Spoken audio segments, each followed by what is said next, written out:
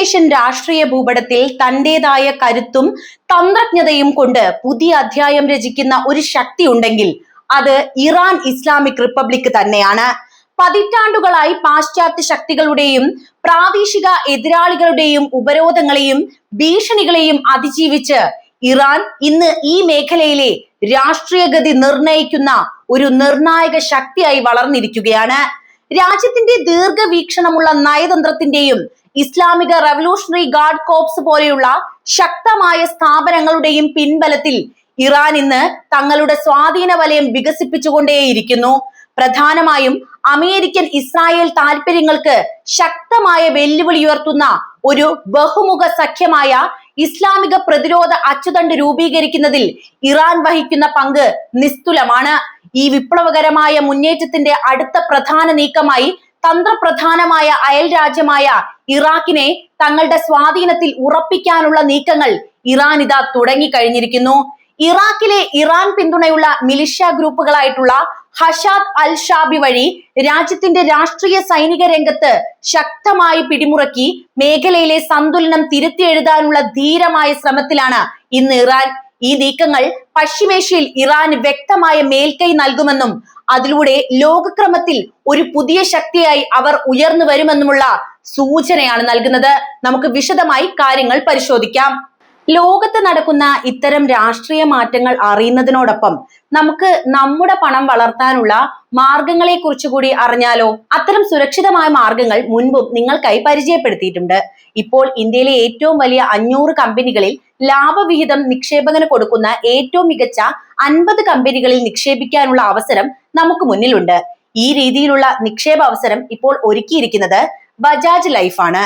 അവരുടെ BSE 500 dividend leaders 15 index fund എന്ന NFOയിൽ capital ഗ്യാരണ്ടീഡായും, അതായത് ഇൻവെസ്റ്റ് ചെയ്ത് 1 രൂപ പോലും നഷ്ടപ്പെടാത്ത തരത്തിലും ഇൻവെസ്റ്റ് ചെയ്യാനുള്ള അവസരം ഇപ്പോൾ ഉണ്ട്. ഈ NFOയുടെ ഇൻഡെക്സ് കഴിഞ്ഞ 5 മുതൽ 7 വർഷങ്ങളിലായി 33.6%, 22.3% CAGR റിട്ടേൺ കൊടുത്തിട്ടുണ്ട്. ബാങ്കിൽ FD ഒക്കെ ഇട്ടാൽ കിട്ടുന്നത് 5 മുതൽ 6%, എത്ര മടങ്ങാണ് ഇവിടെ റിട്ടേൺ എന്ന് ഓർക്കുക. ഇപ്പോൾ RBI റിപ്പോ റേറ്റ് കുറച്ചതുകൊണ്ട് ഭാവിയിൽ ബാങ്കിൽ ഇപ്പോൾ കിട്ടിക്കൊണ്ടിരിക്കുന്ന 5-6% പോലും കിട്ടാൻ സാധ്യതയുമില്ല. അപ്പോൾ ഇൻവെസ്റ്റ്മെന്റ് ഡൈവേഴ്സിഫിക്കേഷൻ ഒക്കെ ആഗ്രഹിക്കുന്നവർക്ക് കൂടുതൽ റിട്ടേൺ സാധ്യതയുള്ള ഈ അവസരം പ്രയോജനപ്പെടുത്താവുന്നതാണ്. എന്നാൽ ഈ വരുന്ന ഡിസംബർ 18 വരെ മാത്രമാണ് ഈ NFOയിൽ ഇൻവെസ്റ്റ് ചെയ്യാൻ സാധിക്കുകയുള്ളൂ. അതിന്റെ ലിങ്കും കാര്യങ്ങളൊക്കെ ഈ വീഡിയോയുടെ ഡിസ്ക്രിപ്ഷൻ ബോക്സിലും അതുപോലെ കമന്റിലും കൊടുത്തിട്ടുണ്ട്.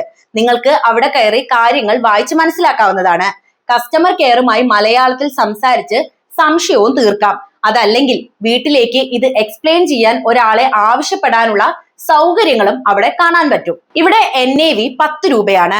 എത്ര വലിയ തുകയും നിങ്ങൾക്ക് ഇവിടെ ഇൻവെസ്റ്റ്മെന്റ് ചെയ്യാവുന്നതാണ്. നമ്മൾ അടയ്ക്കുന്ന മാസ പ്രീമിയത്തിന്റെ 120 മടങ്ങ് വരുന്ന ലൈഫ് കവറും ലഭിക്കും. വർഷം തോറും 2.5 ലക്ഷം രൂപ വരെ ഇൻവെസ്റ്റ് ചെയ്താലും ലഭിക്കുന്ന ലാഭത്തിന് ടാക്സും ഉണ്ടാകില്ല. പ്രവാസികൾക്കൊക്കെ കഴിയുമെങ്കിൽ മാസം 18,000 രൂപയൊക്കെ വെച്ച് ഇൻവെസ്റ്റ് ചെയ്താൽ 2 കോടിയൊക്കെ റിട്ടേൺ സാധ്യത ഇവിടെ പറയുന്നുണ്ട്. പിന്നെ മറക്കണ്ട, നമ്മുടെ ഈ NFOയുടെ അവസാന തീയതി ഈ വരുന്ന ഡിസംബർ 18 വരെയാണ്. അതായത് കുറച്ച് ദിവസം കൂടി മാത്രമേ നമുക്ക് മുന്നിലുള്ളൂ. പിന്നെ ഇവിടെ 5 വർഷം ലോക്കിംഗ് പീരീഡ് ഉള്ള കാര്യം ഓർമ്മിപ്പിക്കുകയാണ്. അതുകൊണ്ട് അത്രയ്ക്കും കാലം തുടർച്ചയായി മാറ്റിവെക്കാൻ കഴിയുന്ന തുക തിരഞ്ഞെടുക്കുക. വീഡിയോയുടെ ഡിസ്ക്രിപ്ഷനിലും കമന്റിലും കൊടുത്തിരിക്കുന്ന ലിങ്കിലൂടെ ഇതേക്കുറിച്ച് കൂടുതൽ കാര്യങ്ങൾ വായിച്ച് മനസ്സിലാക്കി ഇൻവെസ്റ്റ്മെന്റ് ചെയ്യാവുന്നതാണ്. അല്ലെങ്കിൽ സ്ക്രീനിൽ കാണുന്ന QR കോഡ് സ്കാൻ ചെയ്താലും മതി. ഇറാന്റെ ഈ പുതിയ തന്ത്രപരമായ നീക്കങ്ങൾ ഇറാഖിനെ കേന്ദ്രീകരിച്ചാണ് ഇപ്പോൾ മുന്നോട്ട് പോകുന്നത് എന്ന വാർത്തയാണ് പുറത്തേക്ക് വരുന്നത്. ഇറാഖിലെ രാഷ്ട്രീയ സൈനിക രംഗത്ത് ഇറാന്റെ പിന്തുണയോടെ പ്രവർത്തിക്കുന്ന മിലിഷ്യ ഗ്രൂപ്പുകൾ, പ്രധാനമായും ഹഷാദ് അൽ ഷാബി അഥവാ പോപ്പുലർ മൊബിലൈസേഷൻ ഫോഴ്സസ്, തങ്ങളുടെ ശക്തി വീണ്ടും ഉറപ്പിക്കുകയും അതുവഴി പശ്ചിമേഷ്യയിലെ ഇസ്ലാമിക പ്രതിരോധ അച്ചുതണ്ട് അല്ലെങ്കിൽ ആക്സിസ് ഓഫ് റെസിസ്റ്റൻസ് ഇപ്പോഴും ശക്തമായി നിലനിൽക്കുന്നു എന്ന് തെളിയിക്കുകയും ചെയ്യുന്ന സാഹചര്യമാണ് നിലവിലുള്ളത്. 2020 ഖാസിം സുലൈമാനിയുടെയും അബു മഹദി അൽ മുഹന്ദിയുടെയും വധത്തിനു ശേഷം ഈ ഗ്രൂപ്പുകൾക്ക് ക്ഷീണം സംഭവിക്കുമെന്ന പൊതുധാരണകളെ തിരുത്തുന്നതാണ് സമീപകാല സംഭവ വികാസങ്ങൾ. ഇറാഖ് ഗവൺമെന്റിന്റെ ഔദ്യോഗിക സൈനിക വിഭാഗമായി മാറിയ PMF രാജ്യത്തിന്റെ ഭരണപരവും അതുപോലെ തന്നെ സുരക്ഷാപരവുമായ കാര്യങ്ങളിൽ നിർണായക സ്വാധീനം ചെലുത്തുന്നുണ്ട്. സാമ്പത്തിക മേഖലകളിലും പ്രത്യേകിച്ച് സിറിയയിലേക്കും ലെബനനിലേക്കും പോകുന്ന ചരക്ക് നീക്ക പാതകളിലും ഇവരുടെ നിയന്ത്രണം വർദ്ധിപ്പിച്ച സാഹചര്യവുമുണ്ട്. ഈ മിലിഷ്യകൾ ഇറാഖിലെ പ്രധാനമന്ത്രിയുടെ ഓഫീസ്, സുരക്ഷാ ഏജൻസികൾ കൂടാതെ പാർലമെന്റിലെ വലിയ രാഷ്ട്രീയ ബ്ലോക്കുകൾ എന്നിവയിൽ ശക്തമായി പിടിമുറുക്കി കഴിഞ്ഞു. ഇത് ഇറാഖിന്റെ പരമാധികാരത്തെക്കുറിച്ചും അമേരിക്കൻ സൈനിക സാന്നിധ്യത്തെക്കുറിച്ചുമുള്ള ചർച്ചകളെ കൂടുതൽ സജീവമാക്കി നിലനിർത്തി. ഈ ഗ്രൂപ്പുകൾ പലപ്പോഴും ഇസ്രായേലിന്റെ താല്പര്യങ്ങൾക്കും പശ്ചിമേഷ്യയിലെ അമേരിക്കൻ സാന്നിധ്യത്തിനുമെതിരെയുള്ള ഇറാന്റെ തന്ത്രപരമായ ലക്ഷ്യങ്ങൾ നടപ്പിലാക്കുന്നതിനുള്ള മുൻനിര പോരാളികളായി പ്രവർത്തിക്കുകയാണിത്. ഈ ഗ്രൂപ്പുകൾക്ക് ഇറാൻ നേരിട്ട് നൽകുന്ന ആയുധങ്ങളും അതുപോലെ തന്നെ ഇറാൻ നൽകുന്ന സാമ്പത്തിക സഹായങ്ങളും ഇവരുടെ നിലനിൽപ്പിനും സ്വാധീനത്തിനും കരുത്തും പകരുന്നു. ഇറാഖി മണ്ണിൽ നിന്ന് സിറിയ, ലെബനൻ, യമൻ എന്നിവിടങ്ങളിലേക്ക് ഇറാൻ സഖ്യകക്ഷികളിലേക്ക് ആയുധങ്ങളും വിവരങ്ങളും കൈമാറ്റം ചെയ്യുന്നതിൽ ഇവർ പ്രധാന പങ്കും വഹിക്കുന്നുണ്ട്. ഇസ്രായേലുമായി നേരിട്ടുള്ള സംഘർഷം വർദ്ധിക്കുന്ന സാഹചര്യത്തിൽ ഈ മിലിഷ്യകൾ അതിർത്തി കടന്നുള്ള മിസൈൽ, ഡ്രോൺ ആക്രമണങ്ങൾക്ക് ഒരു വിക്ഷേപണ കേന്ദ്രമായി ഇറാഖിനെ മാറ്റാനുള്ള സാധ്യതയും നിലനിൽക്കുന്നു. അമേരിക്കൻ സൈന്യത്തിന് ഇറാഖിൽ നിന്ന് പുറത്തു പോകേണ്ടി വരുമെന്ന തരത്തിലുള്ള രാഷ്ട്രീയ സമ്മർദ്ദങ്ങൾ സൃഷ്ടിക്കുന്നതിലും ഈ ഗ്രൂപ്പുകൾ വിജയിച്ചു എന്നതാണ് യാഥാർത്ഥ്യം. കൂടാതെ ഈ മിലിഷ്യകൾക്ക് ഇറാഖി സമൂഹത്തിലും രാഷ്ട്രീയത്തിലും വർദ്ധിച്ചു വരുന്ന അധികാരം രാജ്യത്തെ സാധാരണ പൗരന്മാർക്കിടയിൽ ഒരുതരം ഭയവും അരക്ഷിതാവസ്ഥയും സൃഷ്ടിച്ചിട്ടുമുണ്ട്. ഇവരുടെ സാമ്പത്തിക സൈനിക സ്വാധീനം ഇറാഖിനെ ഒരു സ്വതന്ത്ര പരമാധികാര രാജ്യമായി നിലനിർത്തുന്നതിൽ വെല്ലുവിളി ഉയർത്തുന്നുമുണ്ട്.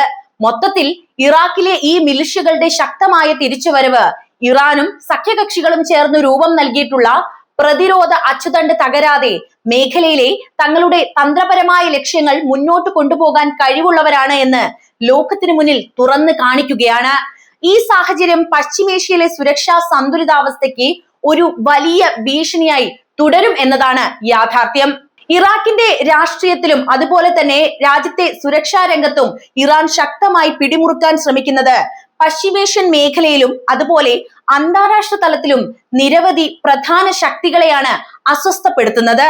ഈ ശ്രമങ്ങൾ ഇറാന്റെ പ്രതിരോധ അച്ചുതണ്ട് എന്ന തന്ത്രത്തിന്റെ ഭാഗമാണ് എന്ന കാര്യം ഞാൻ ഇവിടെ പറഞ്ഞു കഴിഞ്ഞു.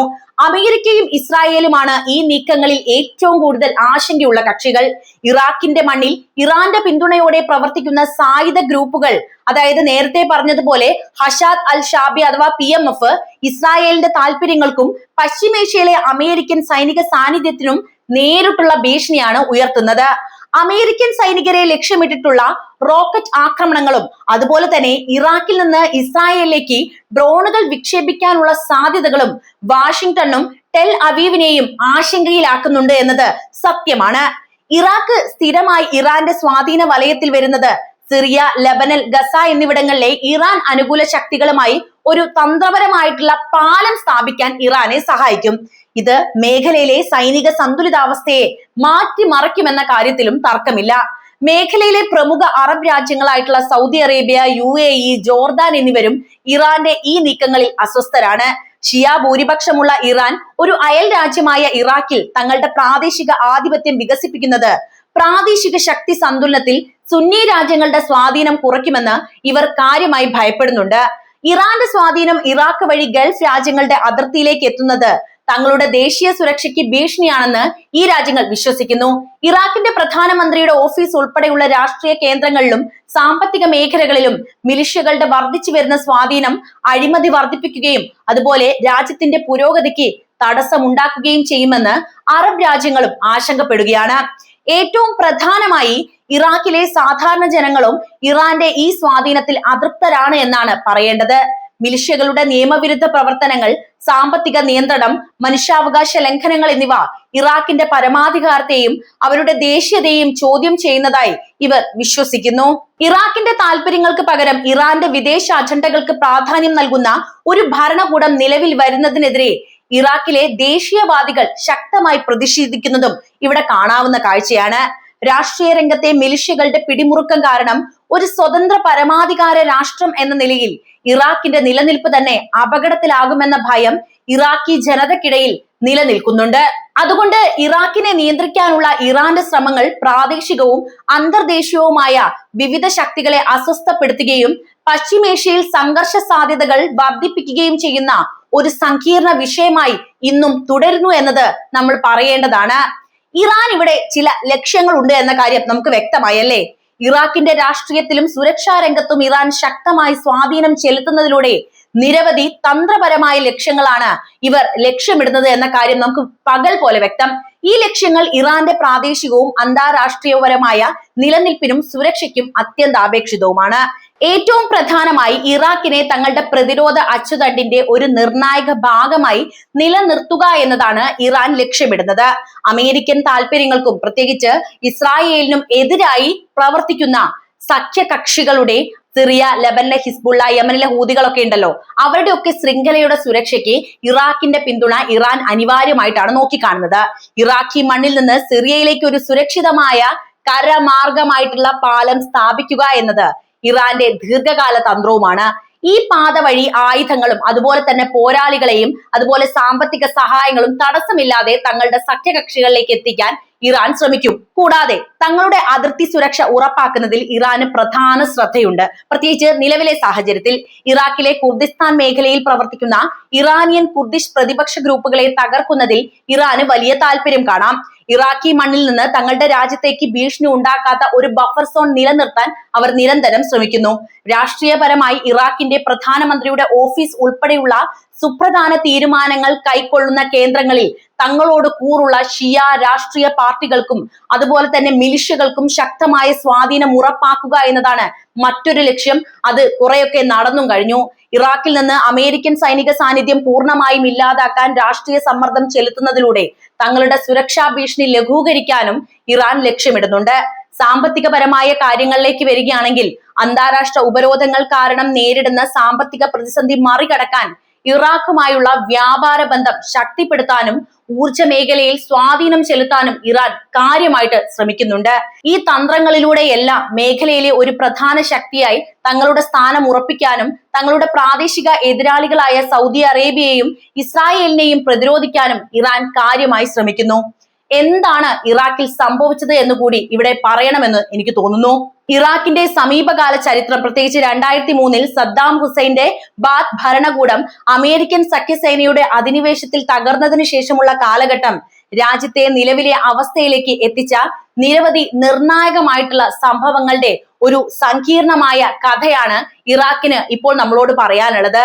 ഈ അധിനിവേശം ഇറാഖിനെ ദീർഘകാലാടിസ്ഥാനത്തിലേക്ക് അസ്ഥിരതയിലേക്കും അതുപോലെ വിഭാഗീയ സംഘർഷങ്ങളിലേക്കും തള്ളിവിടുകയാണ്. സദ്ദാം ഹുസൈന്റെ പതനം ഇറാഖി സമൂഹത്തിൽ ഒരു വലിയ അധികാര ശൂന്യത തന്നെ സൃഷ്ടിച്ചിട്ടുണ്ട്. സദ്ദാമിന്റെ ഭരണത്തിൽ ആധിപത്യം പുലർത്തിയിരുന്ന സുന്നി ന്യൂനപക്ഷം രാഷ്ട്രീയമായും അതുപോലെ തന്നെ സൈനികമായും പാർശ്വവൽക്കരിക്കപ്പെട്ടു. അമേരിക്കൻ ഭരണകൂടം നടപ്പിലാക്കിയ റാത്തിഫിക്കേഷൻ നിയമം സുന്നി സമുദായത്തിൽ വലിയ അരക്ഷിതാവസ്ഥയും സൃഷ്ടിച്ചു. ഇതേസമയം രാജ്യത്തെ ഭൂരിപക്ഷമായ ഷിയ മുസ്ലിങ്ങളും വടക്കൻ മേഖലയിലെ കുർദിഷ് ജനതയും തങ്ങളുടെ രാഷ്ട്രീയപരമായ അവകാശങ്ങൾ നേടിയെടുക്കാൻ ഉള്ള ശ്രമങ്ങൾ ആരംഭിക്കുകയാണ്. 2006 പുതിയ ഭരണഘടന മതപരവും വംശീയവുമായ കോട്ട അടിസ്ഥാനത്തിലുള്ള ഒരു അധികാര പങ്കാളിത്ത സമ്പ്രദായവും സ്ഥാപിച്ചു.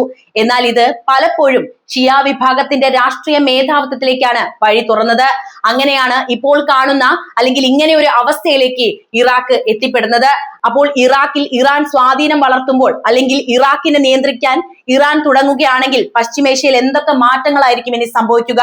അമേരിക്കയുടെയും ഇസ്രായേലിന്റെയും നെഞ്ചത്ത് റീത്ത് വെച്ചുകൊണ്ട് ഇറാൻ ഇപ്പോൾ നടത്തിയിരിക്കുന്ന ഇത്തരം തന്ത്രപരമായിട്ടുള്ള നീക്കങ്ങളെ നിങ്ങൾ എങ്ങനെ നോക്കിക്കാണുന്നു എന്ന് കമന്റ് ആയിട്ട് രേഖപ്പെടുത്തണം. അപ്പോൾ നിങ്ങളുടെ വിലയേറിയ അഭിപ്രായങ്ങൾ എന്തായാലും കമന്റ് ബോക്സിൽ എഴുതുക. വീഡിയോ ഇഷ്ടമാവുകയാണെങ്കിൽ ലൈക്ക് ചെയ്യാനും ഷെയർ ചെയ്യാനും പ്രത്യേകം ശ്രദ്ധിക്കുമല്ലോ. ഒരു കാര്യം കൂടി, പിന്നെ ഞാൻ വീഡിയോയുടെ തുടക്കത്തിൽ പറഞ്ഞ നിക്ഷേപ അവസരത്തെക്കുറിച്ച് ഒന്നുകൂടി ഓർമ്മിപ്പിക്കുകയാണ്. ഡിസംബർ 18 വരെയാണ് നിങ്ങൾക്ക് ആ NFOയിൽ ഇൻവെസ്റ്റ് ചെയ്യാൻ അവസരം ഉണ്ടായിരിക്കുക. അതായത് ഇനി 2 ദിവസം കൂടി മാത്രമാണ് നമുക്ക് മുന്നിലുള്ളത്. ലിങ്ക് ഞാൻ കമന്റ് ബോക്സിലും അതുപോലെ ഡിസ്ക്രിപ്ഷനിലും കൊടുത്തിട്ടുണ്ട്. അതിൽ പോയി കാര്യങ്ങൾ വായിച്ച് മനസ്സിലാക്കി ഇൻവെസ്റ്റ്മെന്റ് ചെയ്യാവുന്നതാണ്. അതല്ലെങ്കിൽ സ്ക്രീനിൽ കാണുന്ന ഈ QR കോഡ് സ്കാൻ ചെയ്താലും മതി.